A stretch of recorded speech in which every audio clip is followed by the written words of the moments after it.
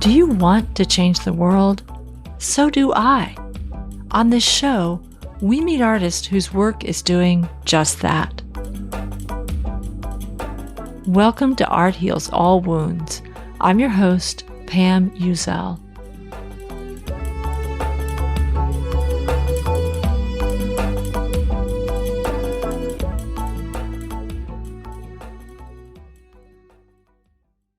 For many of us, when we think of Rwanda, we first think about the genocide that happened there in 1994.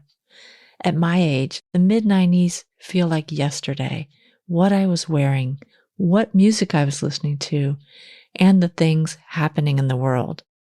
But time doesn't stand still in this way. 28 years have passed, enough time for an entire generation of Rwandans to become young adults. These 28 years have seen growth in many areas, not the least of which is filmmaking. Within the film community, there are those who are of a slightly older generation who lived through the violence and killings of 1994. And there are those born well into the 2000s. Sandwiched in between is a generation of artists and filmmakers that were born right around this tumultuous time in the mid-90s. Pour m'évader. Je ne connais pas tous ces visages. C'est étrange de vivre dans le but de fuir la m'échappe. Il y a une pléthore de stratégies. Des danses qui se transforment en péchés du plus profond de mes peurs. Des libertés qui se confessent comme des tabous. Pour m'évader. Des mots qui deviennent des silences. De vivre. Et des silences qui ne nous lâchent pas. Dans le but de fuir la vie, jusque dans le sommeil.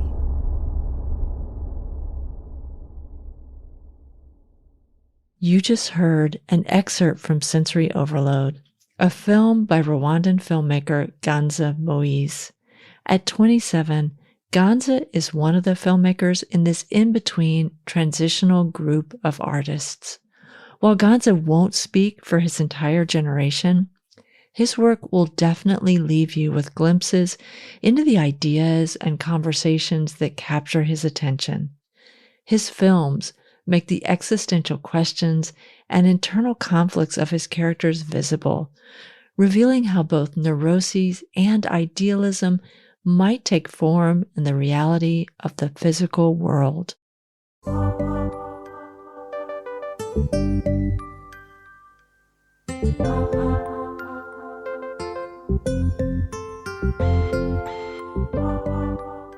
Ganza Moise is a writer and indie filmmaker from Kigali, Rwanda.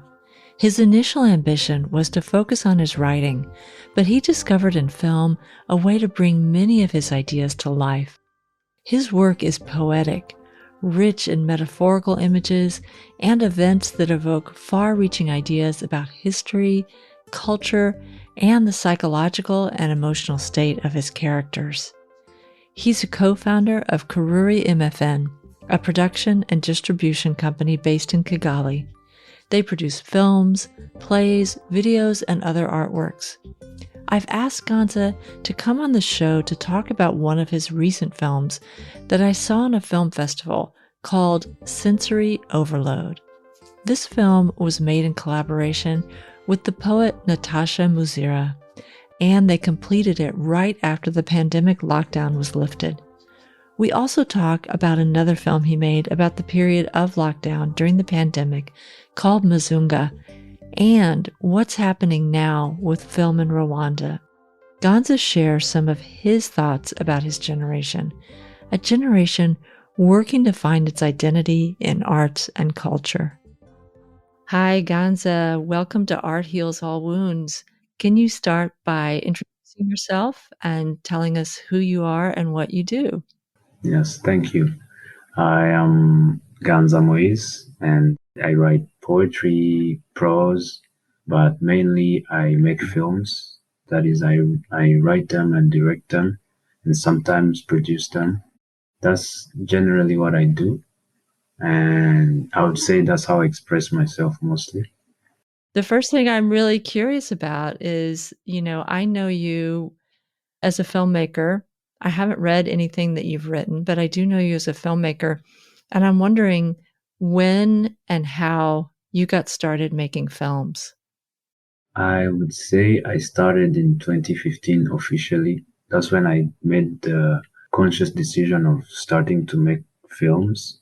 And it was by means of basically, I would have to track back to tell the story well, but I didn't want to make films in the beginning. I wanted to write short stories or novels and comics. And so throughout those months, this we are talking in my gap year. I'm done with high school. I'm in my gap year. I haven't chosen to go to any college. So Does everybody take a gap year in Rwanda? let me put it this way: when you finish high school, there is a long period of time to wait for the results. And so the people who planned ahead, like let's say want to go study abroad, they're already doing their SATs and whatnot. But the rest, they kind of wait for a longer period. So you almost, it seems like a year, basically, where other people go to school, you're still waiting for the results. And then when they come, you got to find if you're eligible for a scholarship and all that and choose where you're going. So it's like a gap year that everybody takes, but it really depends on personal plans. If you actually have a college or let's say a job, it really depends on people. But as far as government schools go, you wait, you wait for a while. For me, it was a year, but some people started earlier, some started late.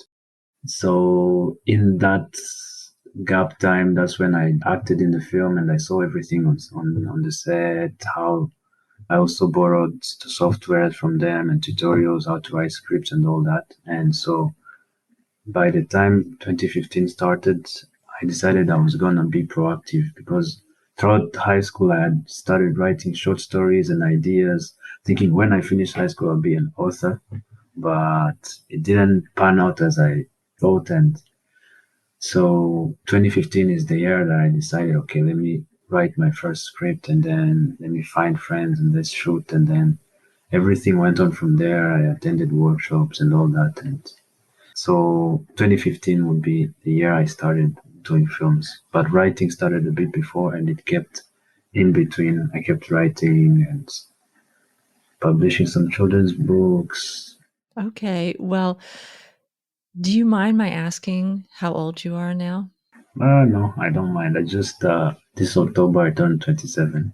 So, really, for most of your adult life, you've been making films. Yeah, I would say because I chose not to go to college after that. So I actually just stayed in the industry, did all I could do. So yeah, since I was almost 18, 19, I've been in the creative industry. Well, I just saw your film, Sensory Overload, in this film festival, Congo in Harlem, Yeah, which allowed you to stream some of the films there. yeah. And this film is very beautiful, very poetic. Thank you. And I want to talk about it a little bit. It's based on a poem. Yeah.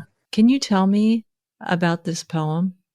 Sensory Overload is a bit of a collaboration between me and an artist who is a very dear friend of mine. She's called Natacha Muzira, and she's a multidisciplinary artist. Poetry has been her go-to from the first.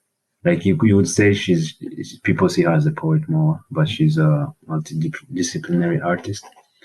So sensory overload came when we were in the total lockdown in 2020. I wasn't creating, and so I was only writing and watching films, and we didn't know what the world was gonna be. So I would talk to her. I have ideas of things that I'm editing, and then I would send her those things. And I wanted her to make a poem for the things I was editing. But then she wrote a poem that was so deep. I had to follow it and drop everything that I was doing. But yeah, it was a very existential poem that speaks about escaping, imagination, and which are themes that really, really speak to me in my work. When she wrote it, I was so excited, and then I wanted us to do something with it, but I wasn't sure what. And when they started letting people walk like freely with curfews and all that, I visited her and we recorded the poem. And so I recorded a slower pace and a faster pace. And then in the editing, I couldn't choose. I liked both. So I tried to mix it up and it created this almost playful word kind of thing that we do when words in between of words. I don't know how to explain. It's like when you They're layers. yeah, there are layers, and maybe we used to do it as kids when you play with words. You repeat one word many times, it sounds a bit different or something like that. I felt like I did something. It was originally going to be a sound, something sonic without images, but when I shared, she was also touched and she was like, "You have to do images." And so I think we shot some things. She appears in the film.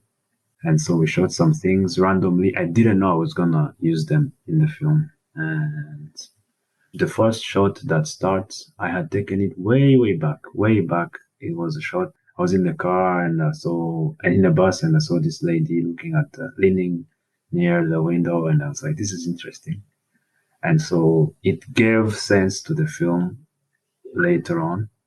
But yeah, I would say that is sensory overload. It started as something that kept becoming something else until it was full.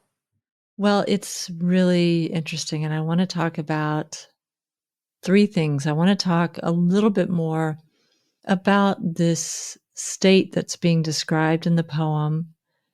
And then after that, I'm telling you this so you'll help me remember. Yeah. After that, I want to talk more about the visuals. And then I definitely want to talk about the sound. Yeah. My French is, at this point, not great. I do speak it, Yeah. but it's not great. But it felt like someone who's describing almost feeling like a stranger Mm-hmm. in your own mind Yeah. that's populated by a lot of other beings that you sort of eventually have to make friends with, or at least find a place in that crowd in your mind. Or I may be misunderstanding the poem. So how would you explain what is the meaning of this poem to you? I think you kind of understand it though, because it's a person who is trying to escape, but what they're escaping is also in their mind, the relationship with herself and with how others perceive her, and all those things that come and bind you. And yeah, but it's so well written that it alludes to so many things, in so many ways. I think if we all watch it, we will get different things, and that's Right. what's beautiful.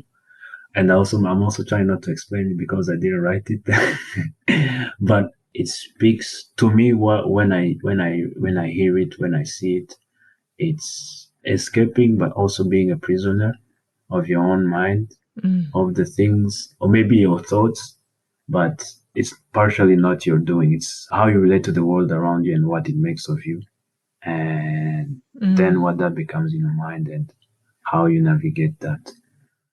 I do think people, especially with poetry, should experience it for themselves, because everyone is going to bring their own experience to reading a poem or to hearing it in this case.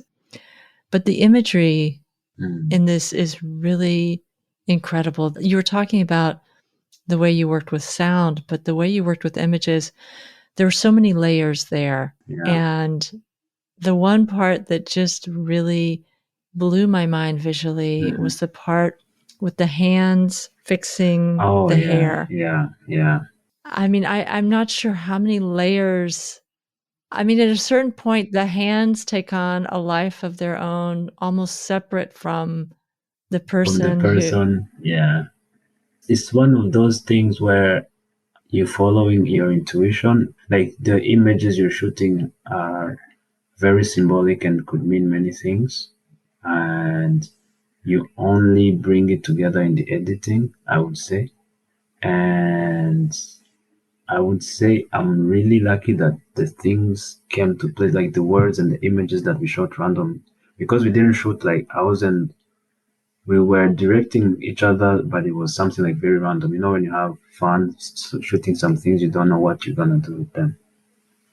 But as I was shooting them and we were shooting, there was this knowledge. I knew this image. People could say this is this is that, especially with her hair and she's twisting it, and also the mask and what it could mean to many people.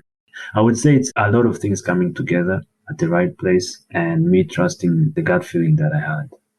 The imagery is I would say, is very suggestive of many things.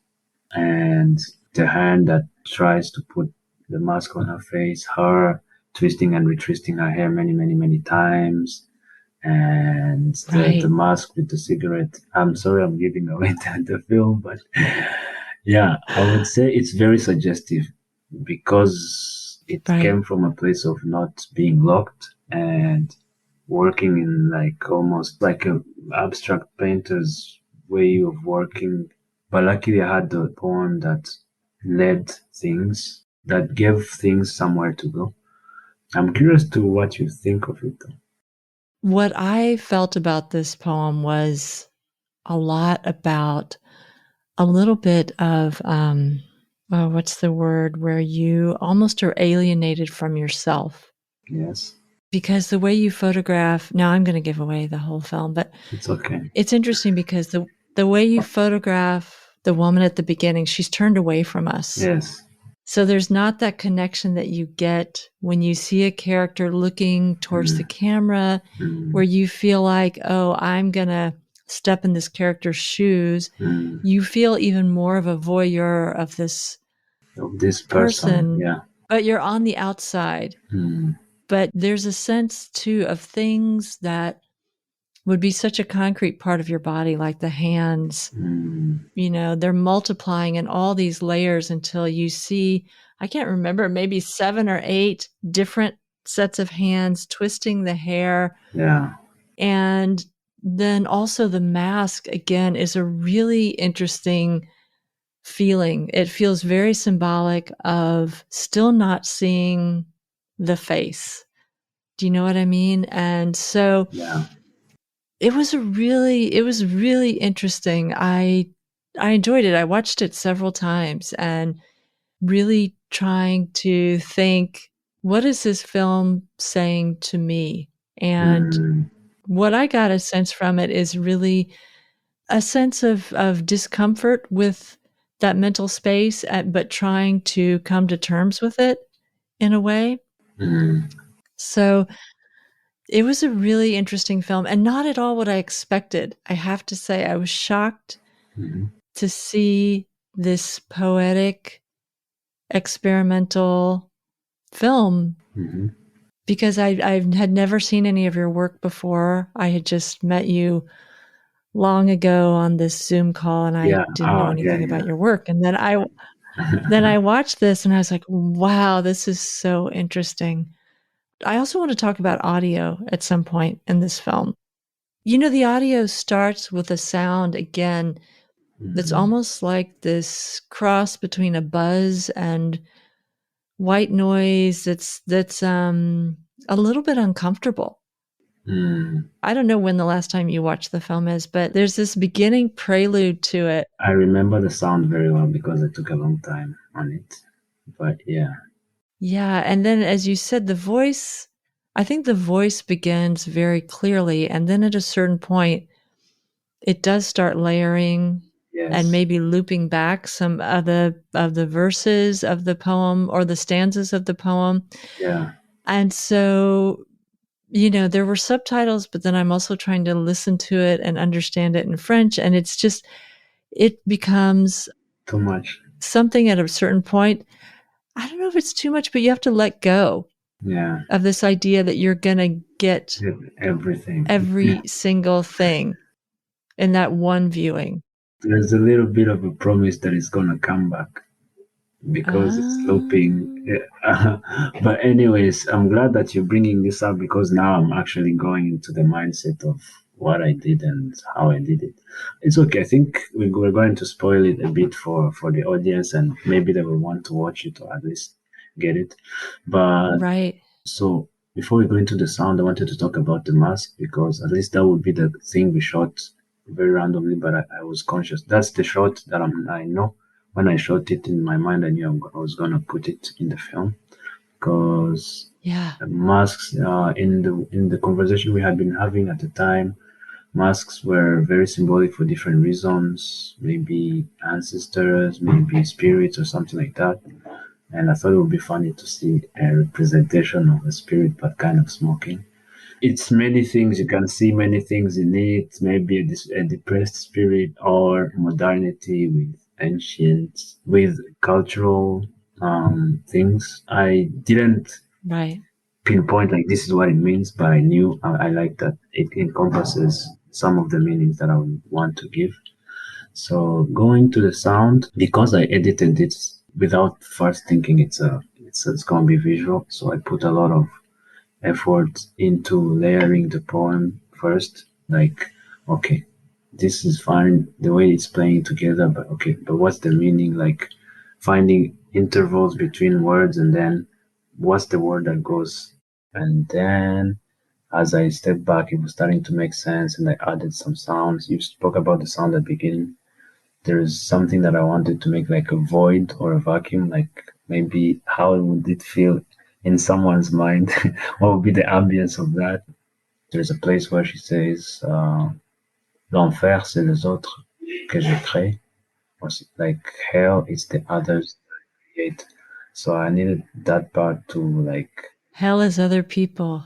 but yeah, the images came later and I like that at least this project, I would say it's the one of all my films, is the one that cost less, but it's also the one that people keep asking for, and it's the one that traveled the most, I would say.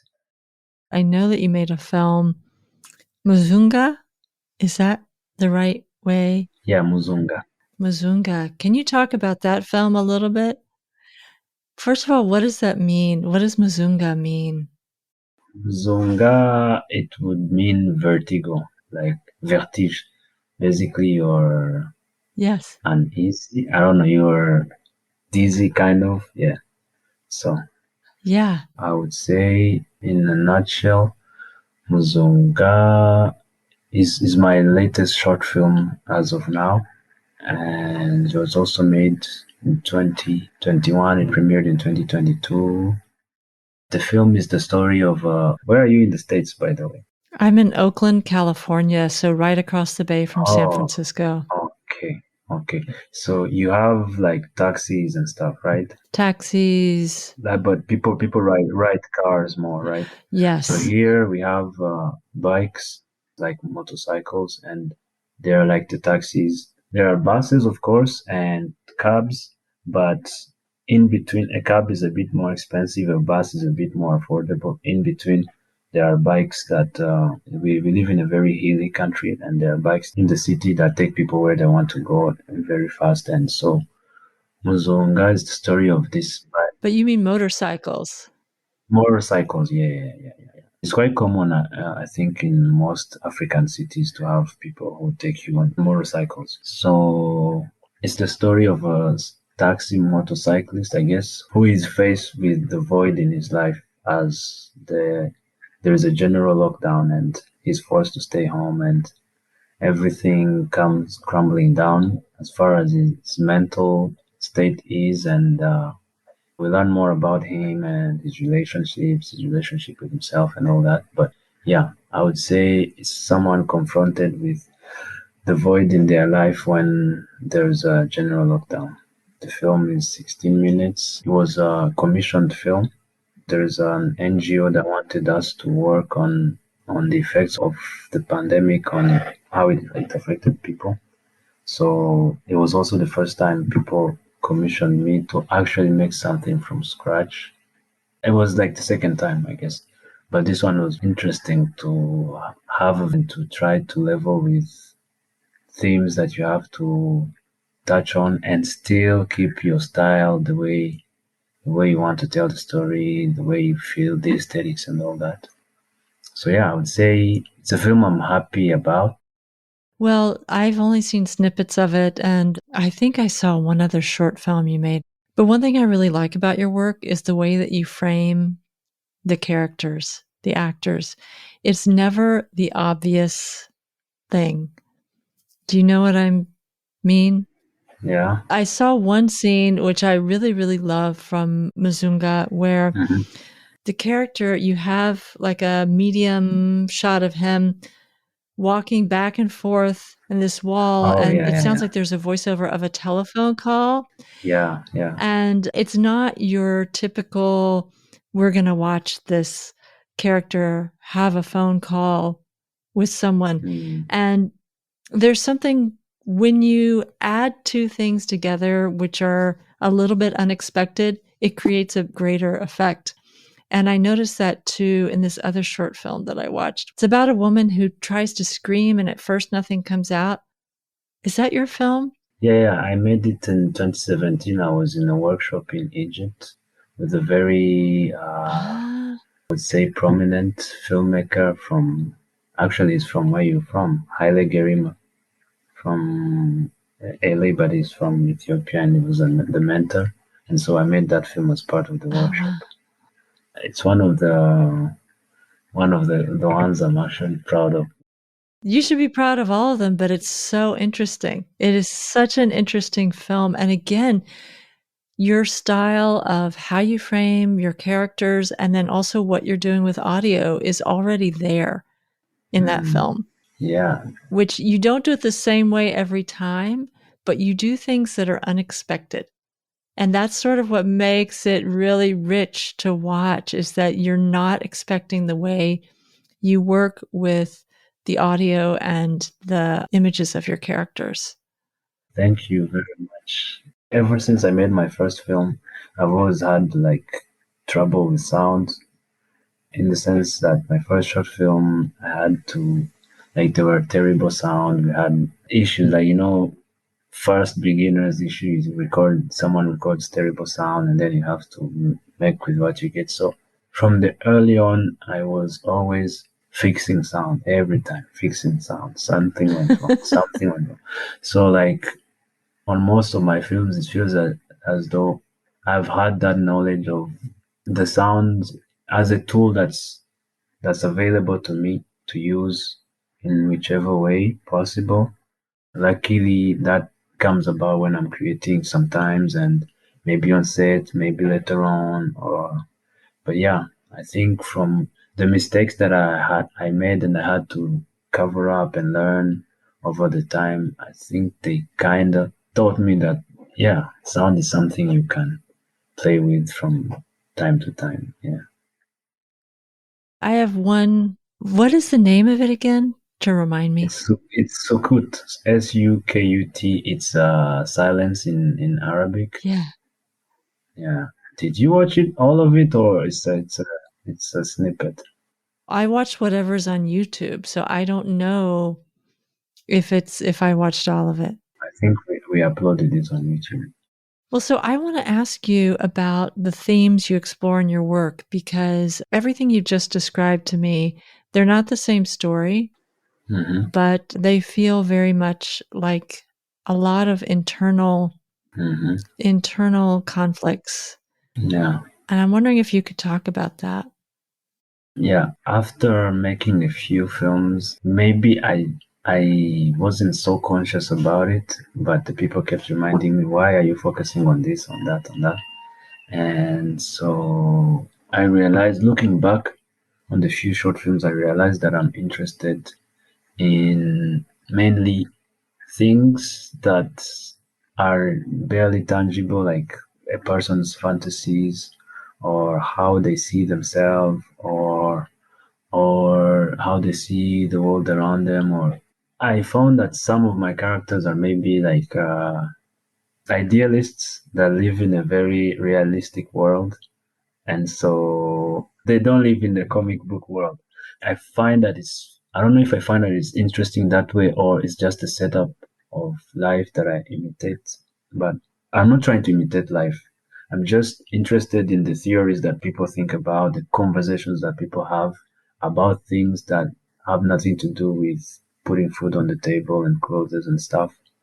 But to me, every time I'm always interested by if the character has conspiracies, that's what I'm interested in. If he has things he's feeling about himself or the internal conflict, anything that is existential, how they perceive their existence and all that, that's what interests me the most. But then I have to, maybe sometimes I have to make some drama. I have to, you might think the world of yourself, but the world doesn't revolve around you. So it's interesting to put them in different settings. But if I were biased, I would be more leaning into the character's interests and other things that really would make a very boring film. But interesting.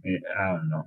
Yeah, I would say that after some time, I've realized that the things that we keep asking ourselves, who I am, why are we here, all those questions that seems like a philosophical question with no end to it. I think those are the things that interest me when I'm approaching a story. And things that are just reality of saying someone goes to work, they feed their children, they're really working hard to go up. It's a good story and someone might be interested in, but to me it has to have that extra layer. Okay, if they're in this situation, what did they used to think they would be, or was that thing in their mind that's the extra thing that interests me and make me want to do a story more than just showing the struggles and what does it mean in all its entirety, or what does it mean to the character and how they see themselves. I think that's more interesting to me, and the rest it comes naturally, I guess, as I build the character up. How much of yourself is in these characters that you create? A lot. There is a lot of myself in every, which is a bit selfish, but I don't know how to do it in another way. But there's a lot of myself, but there's also a lot of the world around me, my generation. There's a lot of conversations I have with friends because I have a lot of those, and they inspire me, and or things that I've seen in the past or went through, or just intense feelings that I've had or I know someone's had, and that inspires something else.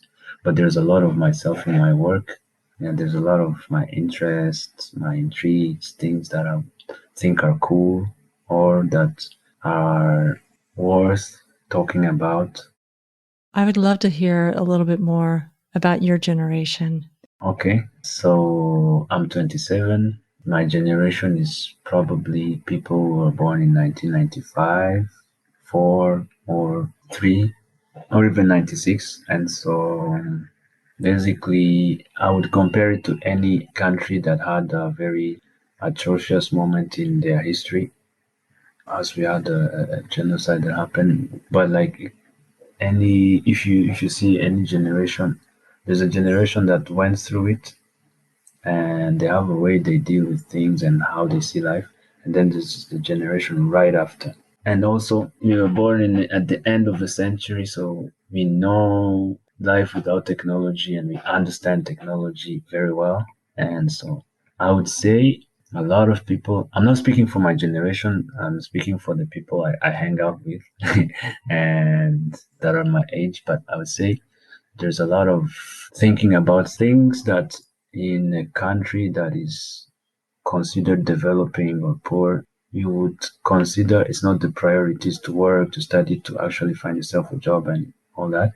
But the conversation we talk about are not necessarily about that. They're about why do we feel like the generation ahead of us maybe cope with things differently? Why? There's a lot of questioning, there's a lot of internalizing, or just talking about things like failed aspirations, feelings, high expectations that will probably not be met.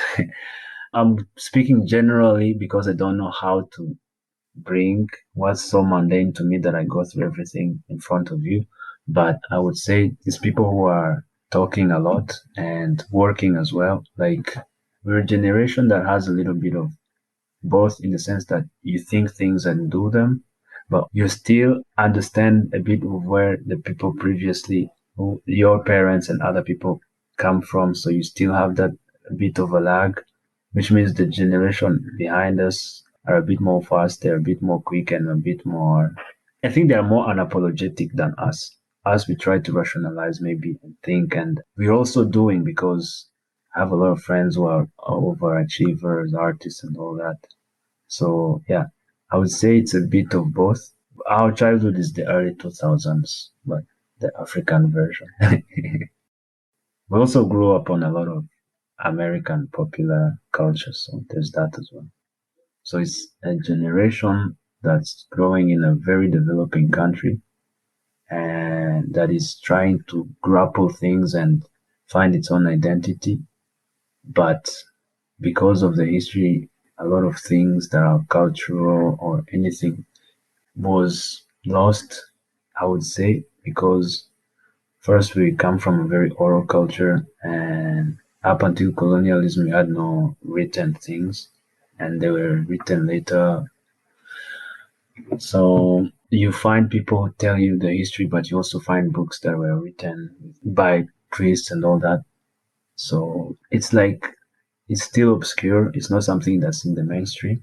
So yeah, I would say it's a generation on the quest for its own identity or self in a country that is very ambitious and growing fast, which kind of affects cultural things because culture is not yet very huge priority as of now. It's there, but it's not as important as if infrastructure as it's something that's becoming a conversation now. Now that we're in this day and age, but yeah, I think that would be my description. And if I'm wrong, maybe someone else of my generation can say something different. That's so interesting, though. It's almost like you're a generation that's straddling two very different periods. It feels to me what you're describing, you're almost like a transition generation. Does that make sense? Yes, that is the right word because just a little bit above me are people who are young and who watched the atrocities that happened, and just a little bit behind me is younger people who have a little bit more distance with it. So it's like, yeah, it's a bit transitional would be a right word. Right. Well, this is leading me to ask you about the Rwandan film industry. And I'm using the term industry very loosely. I think what I actually would want to ask about is the film community, which would encompass people who are doing more what might be considered mainstream cinema Mm-hmm. with just very straightforward stories, all the way to people who are doing things on the more artistic end of the spectrum, like yourself. That's a very clumsy way of trying to define it. But what's happening with film in Rwanda? Because I know that there must be people from all of those generations together as part of the film community. They are, and so what's happening in film is it's funny because you said that because all of the people from all those generations are almost in the same generation of filmmakers, if I may, because film is something that was very recent. A lot of production started when Hollywood was interested to dramatize what happened here, and then they would bring productions, and that kind of created a small ecosystem. So there are people who started working in film in early 2000s or mid 2000s, and there are those who stayed. They are still up to date. They are kind of like the people we look up to, but we work together as peers. As far as the industry goes, I don't call it industry because there's a lot of production, but the sales, there's no such thing as a sales or system of sales. There are ways to sell. So what's happening now is in 2009, the CD market crashed. The making movies, putting them on DVDs and selling them, it crashed. We only had one analog television and we were crossing over to the digital TVs and whatnot. So right now, the people who make films for the local audience or the mainstream, if you will, they make TV series and maybe YouTube web series. And that's kind of where you'll find most people, even the local actors, you'll find them on those projects and all that. But yeah, it's a small country, so we kind of know each other in a way. We'll maybe also use the same actors sometimes, but there's a lot of interest and a lot of potential in that. Other big companies trying to make TV series and platforms to actually make it viable to make those series, but it's still hard. So there are a lot of people who work hard for very little, making TV series with schedules that are crazy. And yeah, so that's one small community right there. It's not small, like, it's actually the bigger one. Those are the ones like YouTube web series, and those series are watched by, like, let's say Rwandans from all the countries in abroad, like Rwandans who are in the US and other people, and it kind of generates some income for them. And then there is the independent scene, which there are film festivals in Rwanda. They've been there for some time. There are successful directors who made films way early, 2009, 2011, and they went to like Tribeca Film Festival, Berlinale. When we were coming into the industry, found that there are some people who were already established, but they made a name in the international festival circuit. But here it was like unknown kind of legend, because there's that world of TV series. If you're not famous here, they don't really know what you're doing. So that's kind of the scene where we operate. So what's happening is, for the past 3 or 4 years, there's always a Rwandan short film in a major, let's say, A-list film festival. At least one year, there's always. So we're like a community of people who make independent films, and due to circumstances and lack of funds, we were kind of forced to work together. Well, we also are friends, most of us, so it's not forced, but like, you end up we working on someone's film set, they're working on yours. Like, you'll find the same name pop up in the credits many times. And because it's a small city, everybody knows everybody. The painters know the filmmakers kind of know it's like we go to the galleries, they come to the screenings, all that. So I would say what's happening is, like, we're making a lot of noise in as far as the international festival circuit goes. There's been some major awards, like there was an award in Berlinale for, I think, second best short film in 2018. So that's what's happening. But also the films that are being made in that community there, I would say they treat the same kind of, because we're not so far from each other. You find that it's the Rwandan story. It's like a different eye focusing on a different aspect of almost the same story, the same life experience, but the styles are also different. And yeah, you would call them artsy, but it really depends. So yeah, I would say we're making noise, and some of our peers are starting to make feature films and trying to level up, I guess. That's what's happening, and there are younger people joining, and it's exciting now. And now people are more interested. Like, there are some institutions now, the government trying to get involved and make a fund and all the administrative part. But as far as it goes, I would say that's the general image. It's like people, individuals doing things together. It's like a kind of a collective, but it's not one collective. It's just like a few people who've been making films for a few years, and yeah, and trying to do other things to make a living in the meantime. Thank you for sharing that. I do want to ask, before we say goodbye, where can people find out more about you? And also, will more of your films be released somewhere, either YouTube or have you ever tried putting up a film on Vimeo that people have to pay to watch? Like some small amount. Maybe that's something to consider. YouTube, we have done that in the past, and we wait for, like, especially shorts, because it's hard for them to find distribution and people who actually are distributing them. So after like 2 years of festival run, we probably upload some of them on YouTube. So yeah, you'll probably see more of my work on YouTube. But we also have a company website, Kiruri MFN, Wait, spell that? KIRURIMFN,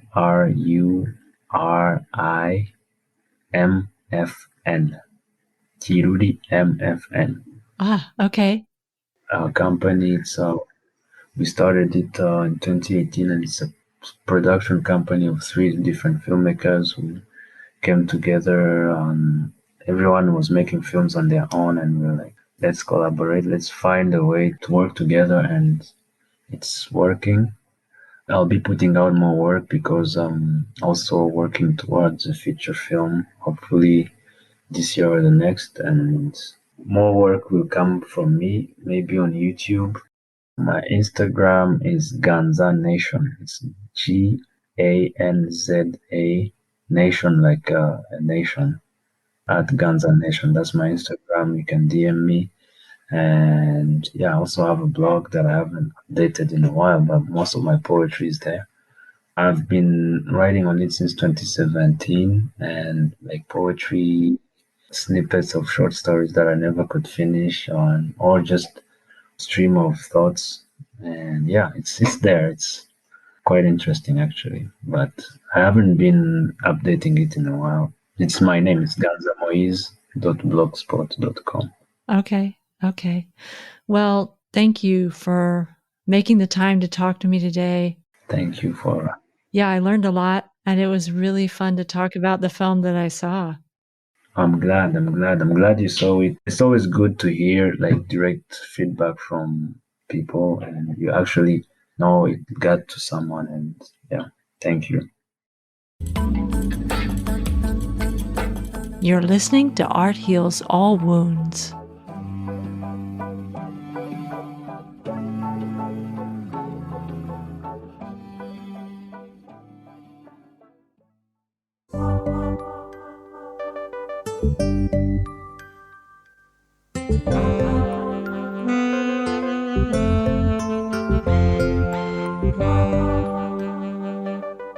Thank you so much to Ganza Moise for coming on the show to talk about his film work and the Rwandan film community. If you want to see more work from Ganza and his colleagues, there are so many ways. Search YouTube, reach out on Instagram.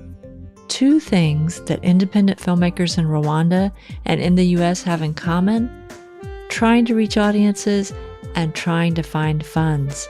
Arrange a screening of some of the work from Ganza's artist collective Kiruri MFN. Invite Ganza and the other artists via Zoom to speak after the films. And take up a collection among your friends and pay them. As always, I appreciate your listening to this episode of Art Heals All Wounds.